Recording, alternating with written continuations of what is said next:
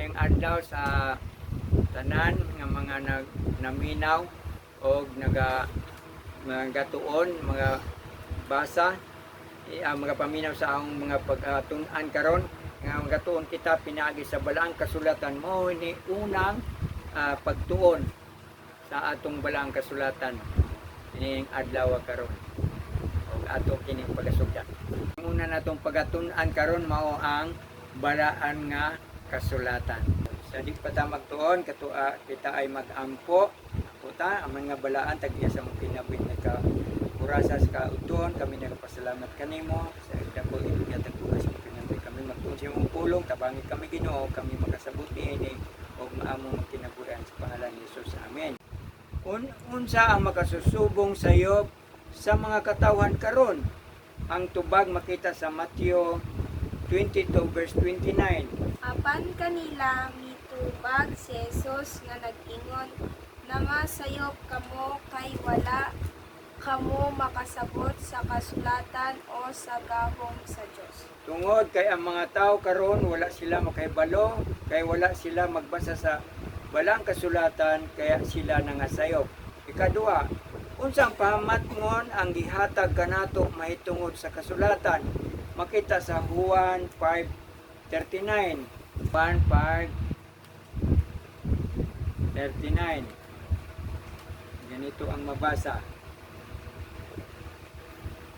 Kamo nagasusi sa mga kasulatan kay nagahuna-huna man kamo nga pinaagi niini makakaplag kamo sa kinabuhi dayon. Ngani kini mao ang nagapanghimattuod mahitungod kanako. Tungod kay ang kasulatan kung imong basahon imong pagatun-an kini magahatag kanato og kinabuhing walay katapusan. Sunod nga pangutana, unsang ubangalan ang pagtawag sa balaan nga kasulatan sa Hebreanon 4:12? Hebreanon 4:12. Ay dapat pala ikuha na ito. O yan, yan.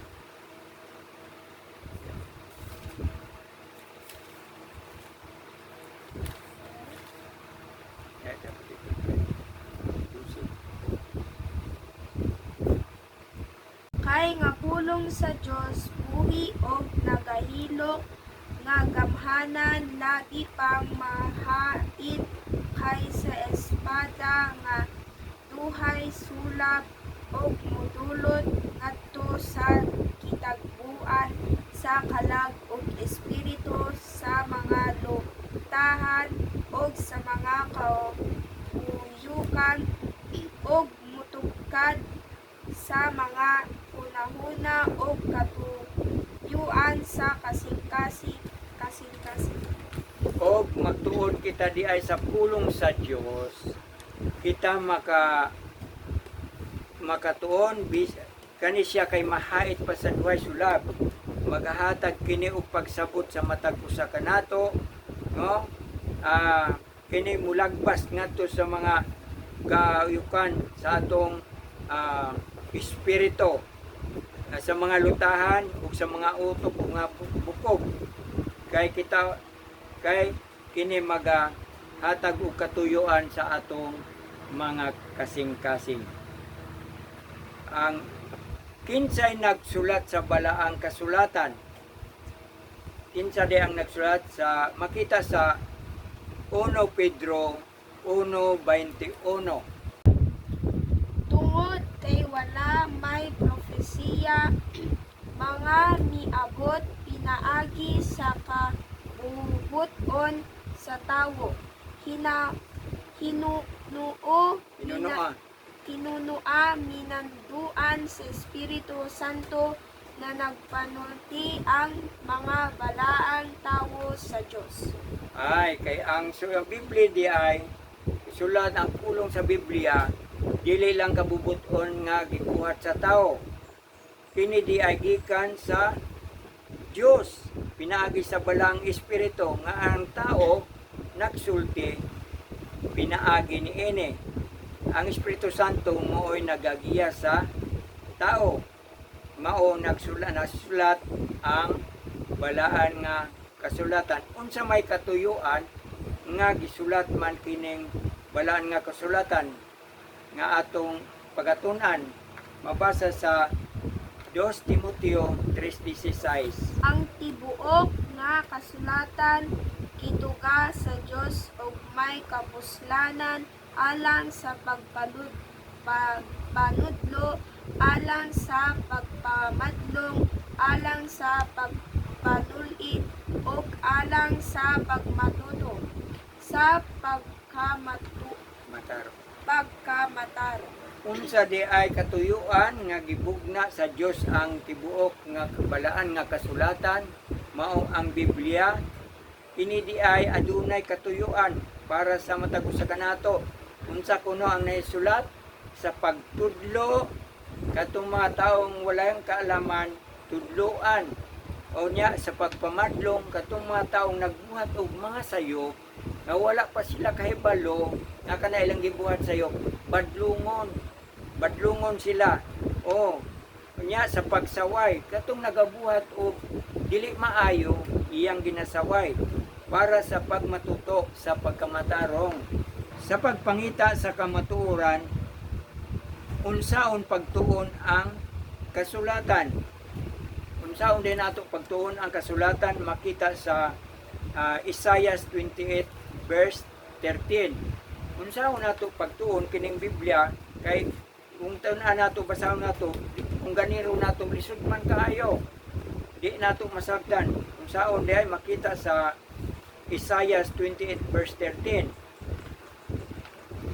Tungod niini ang pulong ni Jehovah alang kanila mao ang sugo ibabaw sa sugo ibabaw sa sugo, latid ibabaw sa latid ibabaw sa latid, dinhi madiyutay dito madiyutay, aron sila mangadto og mga hayang og mga bali og himbalang-ungan og hingdakpan. Ang pagtuon di ay sa balaan kasulatan dili ganiron panit diri madyutay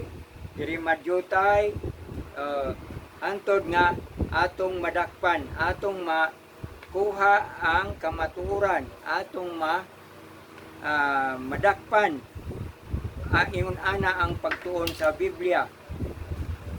O diri pod sa buhat giunsa ang kasulatan sa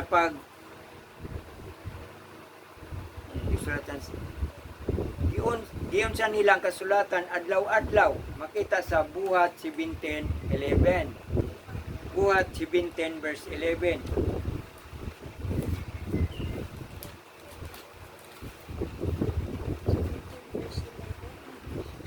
Og kining mga Hudyo mabuot pa kay sa mga Hudyo dito sa Tesalonica, kay kini sila midawat man sa pulong uban sa bug-os mga pagkamasikutan nga sa adlaw-adlaw na nagtuon sa kasulatan sa pagsusi kung tinuod ba gayod ang mga butang nga gisulti kanila.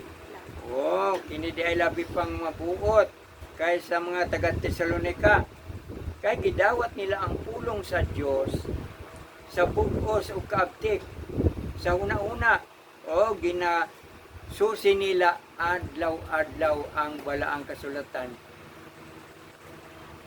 O kini makita nila nga ang mga butang matuod.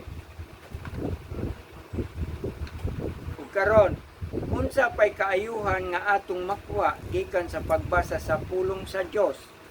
Unsa mga makita sa Juan 5:39. Kamo nagasusi sa mga kasulatan kay nagahuna-huna man kamo nga pinaagi niini, makakaplag kamo sa kinabuhing dayon ngani kini mao ang himatuod mahitungod kanako. Akay kung nagasusi di eta sa balaan nga kasulatan, makakaplag kita o kinabuhi nga walay katapusan. O kini maga tudlo kanato sumala sa 2 Timoteo 3:16, ang tibuok kasulatan gitugas sa Dios, ang tibuok kasulatan gibugna sa Dios nga may kapuslanan alang usab alang sa pagpanudlo, sa pagbadlong, sa pagsaway, sa pagmatuto, sa pagkamatarong. Sa 17, aron ang tao sa Dios masinangkapan sa tanang maayong buhat. Diri sa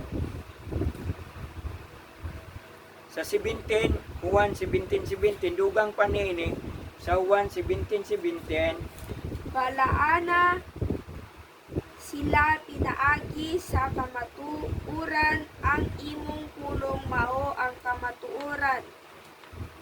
ingon siya, kini sila, saya balaanon mo sila sa kamaturan, ang imong pulong mao ang kamatuoran.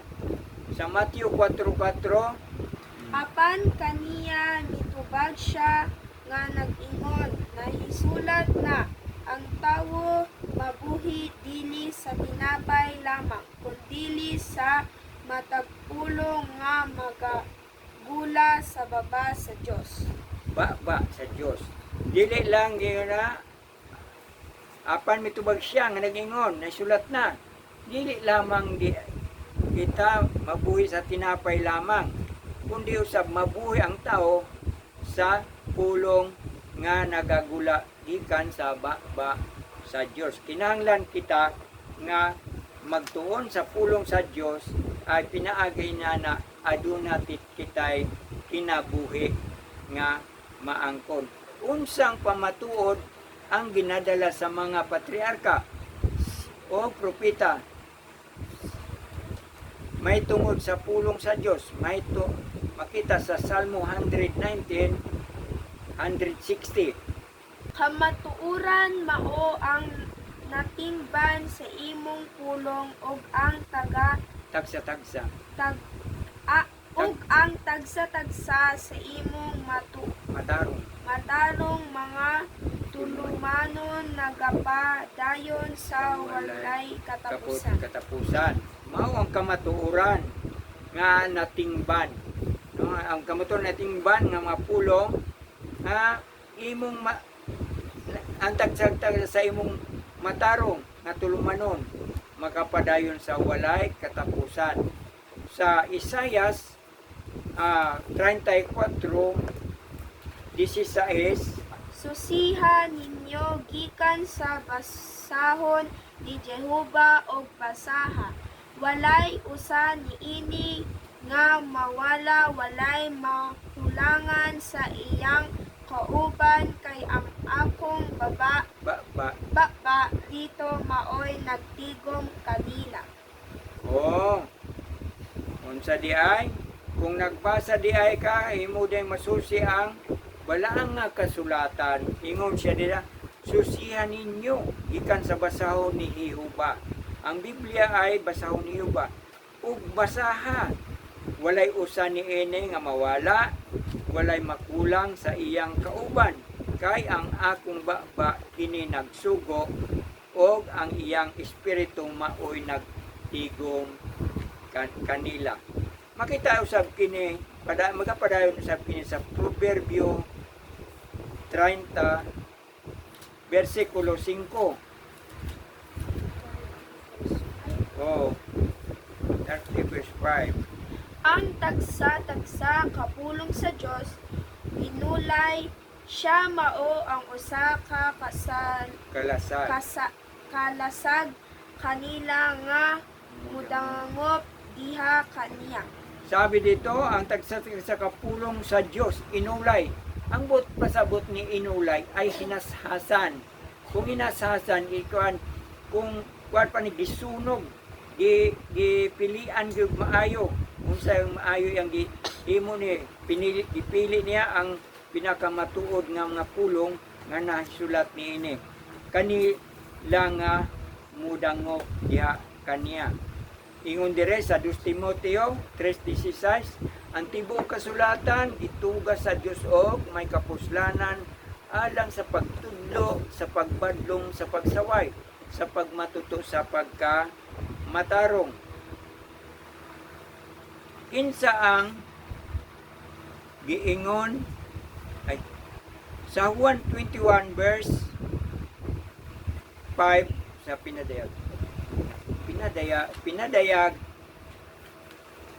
21 verse 5, si Juan nag-ingon, ang pulong sa Dios matuod o matinumanon. Juan pinadayag 21 verse 5. Og ang naglingkod sa trono miingon, tan-awa ginabag-o ko ang tanang mga butang. Usab miingon siya, isulat mo kini kay kining mga pulo nga kasaligan og matuod. Matuod. Yon ang kuan niya sa kining mga pulo nga kasaligan og matuod. Ug dinita sa katapusang pangutana. Kinsa ang giingon ni Hesus nga bulahan? Kinsa man di ang mahimong bulahan kung 1 verse 3. Bulahan ang tawo ang ngadto sa kapunungan magabasa sa mga pulong sa propesya. Ug bulahan ang mga magapatalinghog og magatuman sa nahisulat niini kay ang panahon haduol na. Unsa di ay nga kung kinsa di ay itong magabasa sa balaan nga kasulatan, mahimo siyang bulahan. Nga naman, bulahan siya kay nakakaplag siya kamatuoran, nakakaplag siya kay balo sa mga pulong sa Dios. Mao nga gitawag siya og bulahan. Ug bulahan usab katong nagapatalingog, di man siya makabasa pero siya ay nakadungog sa mga pulong nga nabasa gikan sa balang kasulatan, kay siya naminaw og nituo siya niini og katusab nga nagabantay sa nahisulat niini. Bulahan sila nagabasa, nagapatalingog, bulahan usab ang nagatuman sa mga nahisulat sa pulong sa Dios. Ang balang kasulatan maoy tingog sa Dios nga nagasulti kanato. Ingon nga usa ka nga nagpunghong sa atong dalunggan. Kung may balo lamang ingon sa usa ka kita kakapuslanan nga mga pulong sa atong kaugalingon. Daw unsa ka maminatngunon nga muukab kita sa balaang kasulatan og daw unsa kamahinahon kita magsusi sa iyang katukuranan og musunod kanila. Ang pagbasa sa balang kasulatan kinahanglan himuon og matinahuron og uban ang pagtambong sa Espiritu Santo. Yon ang atong natun-an karon nga ang unsaday ang balaang kasulatan nga gihatag sa Dios makahatag sa ato og kayon sa atong kinabuhi. Sige, magampo ta. Yes, daghang salamat kay Ginoo sa mga pulong among natun-an, hinaot kini mabalon sa among kinabuhi ug kini maghatag kanamo og dugang kalig-on sa among pagtuo, pag-alagad matinumanon kanimo.